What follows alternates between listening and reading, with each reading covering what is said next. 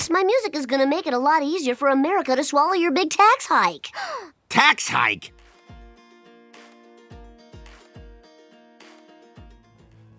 Number 10. Three-eyed fish. You see, every so often Mother Nature changes her animals, giving them bigger teeth, sharper claws, longer legs, or, in this case, a third eye. Word of advice. Avoid eating anything for the duration of this specific entry. That's because talking about a three-eyed fish is sure to make you lose your appetite. All right, we eat tonight.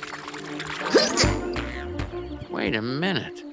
1, 2, 3. In the 4th episode of Season 2, we meet Blinky, a special fish who, you guessed it, has 3 eyes. It was an abnormal experience to say the least.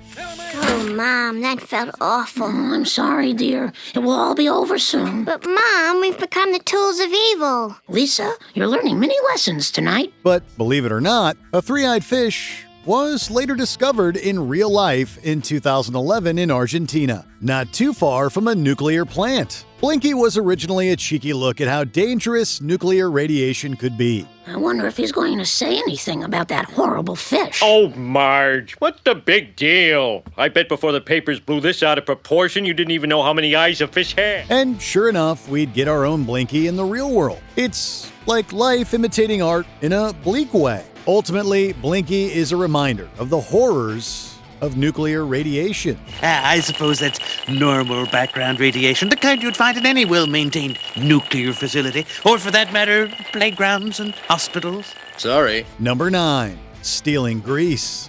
Marge, if you don't mind, I'm a little busy right now achieving financial independence. With cans of grease? No, through savings and wise investment. Grease became quite the hot commodity in Lard of the Dance. The episode involves Homer illegally taking cooking grease from multiple establishments and reselling it to make extra cash. But if you help us steal this grease tonight, I promise we'll donate half the profits to charity. Dad, he's not stupid. All right, screw it. Let's roll. It's a baffling get-rich-quick plan, but the grease-stealing business turned out to be pretty lucrative. That's because cooking oil can be transformed into biodiesel or used for various other purposes, so it actually has a decent amount of monetary appeal.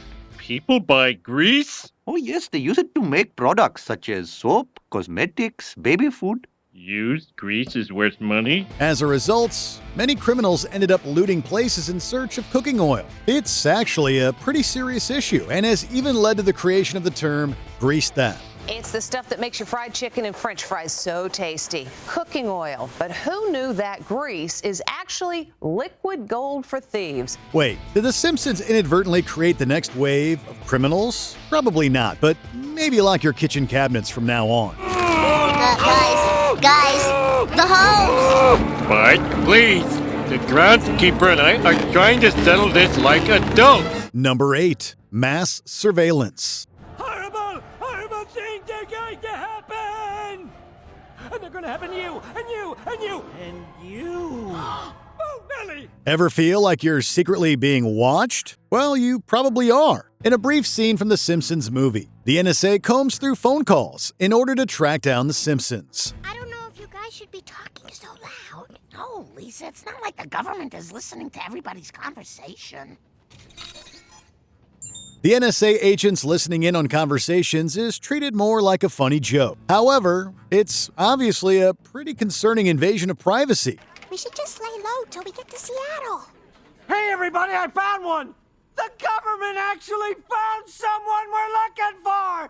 Yeah, baby, yeah! This would then become a huge lightning rod of controversy in 2013. That's because Edward Snowden leaked information confirming that the NSA was indeed participating in mass surveillance of the country. Look, I said from the beginning that how you publish is your business and I trust you.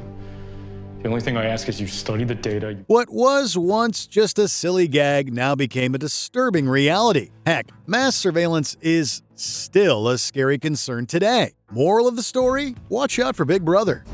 The people that are on my list, they have no idea that anything's about to happen to them. Most of them are just ordinary people, like her. Number 7. Diddy's controversial parties. When Mr. Burns and Homer find themselves at an extravagant party hosted by fictional celebrity JG, it proves to be an unforgettable night. Oh, it's a white party. Just the kind I used to throw. Although we interpreted the theme a bit differently in those days. Besides the odd all-white theming of the party, everything has an underlying weird vibe. But some of the real shocking takeaways are just how similar JG is to Sean Combs, aka Diddy. My name is JG, and nobody crashes my party. Not even you nobodies.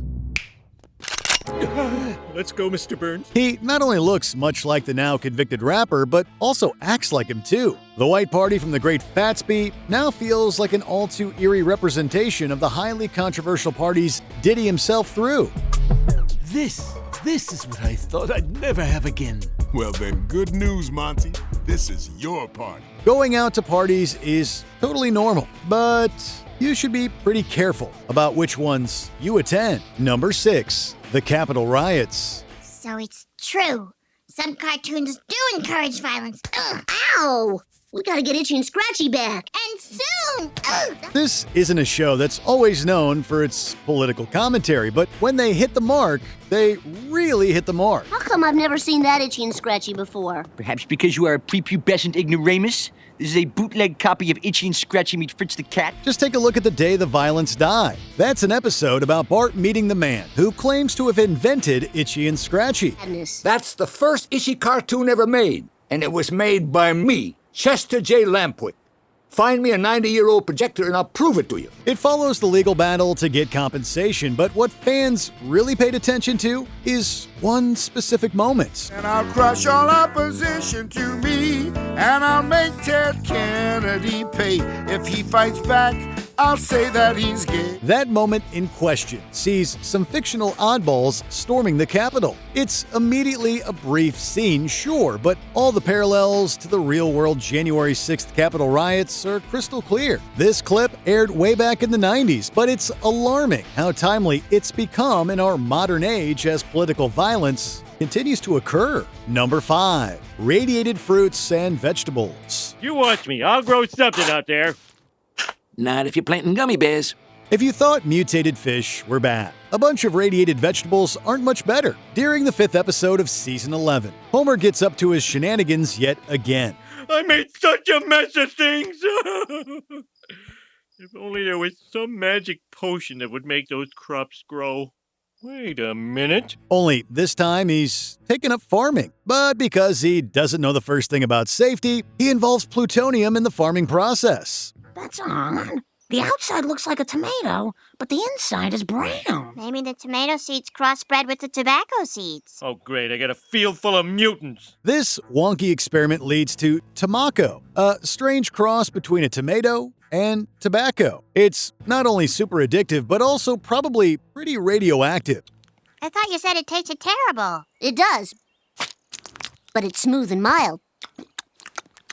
And refreshingly addictive. As strange as this is, something pretty similar happened in 2013 when the fruits and vegetables near the Fukushima Daiichi power plant were horribly irradiated. Look, the point of all of this is that if your vegetables are radioactive, don't eat them. She says radiation-contaminated beef has turned up on the market. Broccoli, spinach, and shiitake too, all discovered after they were already on sale. Number 4, the FIFA corruption scandal. When Homer gets a chance to referee the World Cup final, he's faced with a certain dilemma. Says here, Homer Simpson was recruited for his honesty and utter disinterest. How did he get those shorts on over that arse? Rumour has it they employed a team of pullers. He could either throw the game for a bribe and give Brazil the victory, or call it down the middle fair and square. Ultimately, he chooses the latter, which leads to Germany taking home the W. And with Germany the victor 2-0 in an unprecedented display of rectitude and stubbornness by one Homer Simpson. I've never seen the Brazilians so depressed. We applaud Homer for his integrity, and apparently he would have more integrity than most. That's because FIFA would eventually face a major corruption scandal in 2015. This is the result of a 3-year-long FBI investigation of what's being called a rampant and deep-rooted corruption involving more than $150 million in bribes. When they were accused of money laundering, bribery, and all sorts of other nasty things. I myself am about to be arrested for corruption. You will have to take it from here, Peter. Yes, I will take good care of your wife. In fact, their HQ would be raided by authorities. Despite being a premier sports organization, they fumbled the ball big time. I'm afraid there has been an epidemic of referees being bribed to throw games. From the Premier Leagues to the playgrounds, all has been tainted. Number 3, OceanGate. Homer, that means your dad might not be your dad. I don't care what that letter said. This man raised me single-handedly. When Homer thinks he's met his true biological father, the pair take a trip under the ocean to find sunken treasures. Homer and his alleged dad, Mason Fairbanks, each travel in their own small ships. But Homer gets into complications with the coral and nearly loses his life. Dad, you've been in a coma for 3 days. They had to feed you through a tube. Oh, homie, I always believed you were gonna make it. Embarking on a journey underwater only to meet a deadly situation drew comparison to the OceanGate tragedy. That was when a submersible meant to explore the remnants of the Titanic imploded underwater, killing all who were aboard. Somehow the master of the vessel had survived this incident. The board feels that would have raised to a level that should be looked at for seaman's manslaughter. What happened in this episode is pretty close to the real-life tragedy. Sure, it's not an exact one-to-one comparison, but it's still a stark reminder that the ocean can be incredibly dangerous, and that exploration comes with a cost. As I lay dying on the ocean floor, I remembered everything you've done for me. To hell with that stupid DNA test and its 99.99997% accuracy. Number 2, Trump's presidency. This episode has lots of strange things going on. Oh, what a bleak, horrible future we live in! Don't you mean present? Right, present. Anyway, can I get you some Soylent Green? Isn't that made of people? It takes place in a future where Lisa has won the presidency, but that's not the biggest plot twist, though. During a cabinet meeting, Lisa mentions the debt problems her administration has inherited from President Trump. As you know, we've inherited quite a budget crunch from President Trump. How bad is it, Secretary Van Houten? We're broke. At the time of this episode, Trump was still just a businessman. However, in 2016, he shocked everyone by winning the election. I, Donald John Trump, do solemnly swear that I will faithfully execute the office of President. Regardless of whatever your political beliefs are, his win and subsequent first term was controversial to say the least. And considering that Donald Trump is now in his second term, this one line from Lisa is timely yet again. Well, remember when the last administration decided to invest in our nation's children? Big mistake. The Balanced Breakfast program just created a generation of ultra-strong super criminals. Since Trump has been elected twice, this prediction has essentially come true twice. Talk about a double whammy. My fellow Americans and voting illegal aliens, I will not mince words. Your country needs you. That's why today I'm proposing a temporary refund adjustment. Number 1, a COVID-esque pandemic. COVID-19 shook the world like nothing else in recent memory. It was a moment when the world stopped spinning and time screeched to a halt. Seriously, who could have guessed that a globe-altering event like this would happen? The dreaded Osaka Flu has hit Springfield with over 300 cases now reported. Now over to Arnie Pie with Arnie in the Sky. Well, Simpsons pretty much called it. Marge in Chains introduced the virus known as Osaka Flu, which quickly spread everywhere. Mother, get an extra special hug ready. I bought you a new juicer. Good Lord. Flu germs entering every orifice in my head. Granted, the Osaka Flu is different from the coronavirus, but an outbreak like this clearly had similarities to our real-world pandemic. People of Springfield, because of the epidemic, I have canceled my vacation to the Bahamas. I shall not leave the city. Hey, you! Get that steel drum out of the mayor's office. This also wasn't the only time the show dealt with outbreaks. Lisa Sachs made references to the Ebola virus, which had a major resurgence in cases around 2014.